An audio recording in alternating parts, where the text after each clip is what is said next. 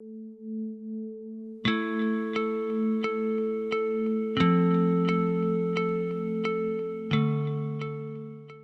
you very much, Phil and colleagues, ministers, and distinguished guests. Phil is an eminent science diplomat, bar none. And I am afraid to say, Minister, that we have the unenviable task of presiding over a session, not before lunchtime as the previous panel did, but during lunch. And so we're running up panel members against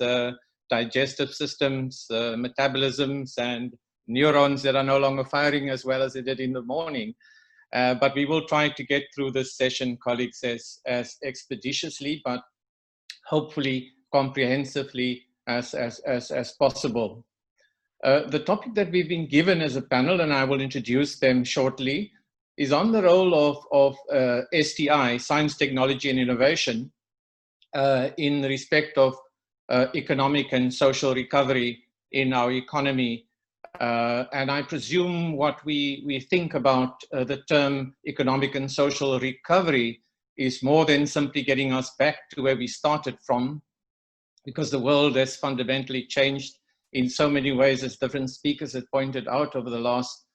few months alone, let alone the last few years. But we are talking about, to use the term that my minister often uses, bouncing forward to a new economic and social dispensation for not just the country and the continent, but for the world, hopefully, in which we can tackle some of the key challenges that have been facing our people and our planet for the last few decades. And in the case of South Africa, of course, we in particular thinking about the triple challenges of poverty, inequality, and unemployment. How do we overcome this in the context of course, a number of multiple contradictions, if you like, the pandemic, current and also future potential pandemics that may be driven by new, forces on the planet, climate change, for example, population migration, the integration of economic and social systems, and so on. We will have to solve these problems in the context of these new pandemic threats that may face the entire planet, and certainly South Africa as well. Climate change, of course, it's a powerful vector of disease, radiation, and also has major economic and social effects. And of course, stresses on our ecosystems as a result of the successes of industrial economics and development over the last few 100 years or so. And we also, the technological revolution that, one of the speakers had pointed out, how that disrupts entire economies and social systems across the world. And of course, there is a major crisis in the global economic system with lots of political and social consequences and reactions from different sides of the political spectrum. How do we solve these problems of poverty, inequality, and unemployment in the context of these challenges, using STI, using the tools of science, technology, and innovation for the rehumanization of our economy and our society? And I suppose this question, this topic that we are going to ask panel members to speak to, can probably conceptually be addressed in at least three possible ways for purposes of opening up the discussion. One direction logic would be to look at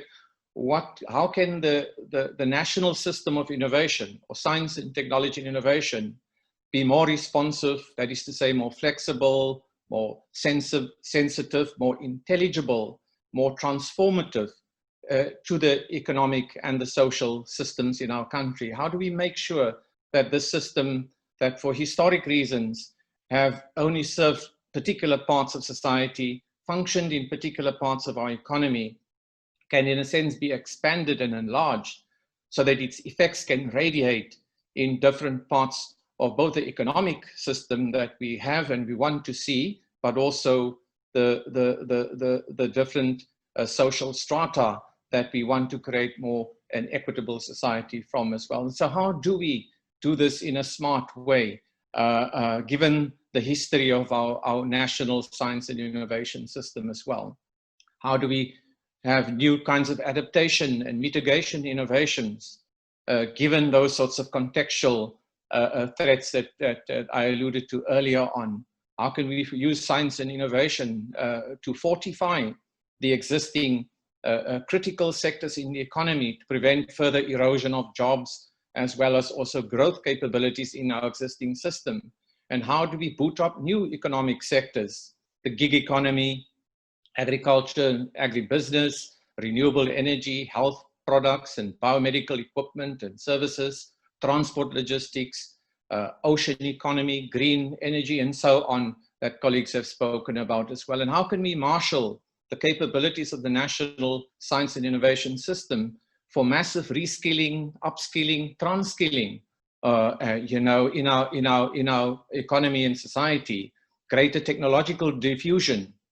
to not just existing companies, but new companies? How can we retool plants, for example, that have been geared for a particular set of industrial purposes to a different set of industrial purposes? We, for example, seen how the OEMs, the original equipment manufacturers like Volkswagen, amongst others, have used their plants to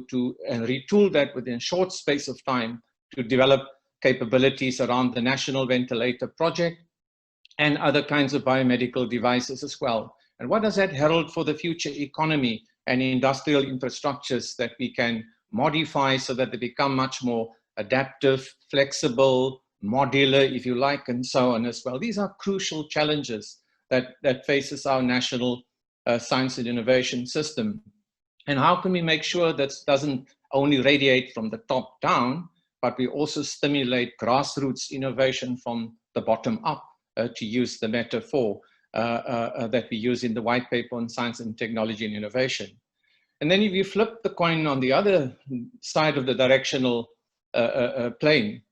to look at how can society and industry become much more responsive and receptive to the tools and the innovations presented and offered by the science, technology, and innovation system? How do we create an open society, an open economy that predisposes themselves to absorbing innovation, not as an add-on, but as a core part of driving future growth, as well as also transformation, both in industries and firms, of course, where growth is propagated, but also in community spaces for social innovation, cultural innovation, as we adapt to the challenges facing the people of this planet for the mid-21st century.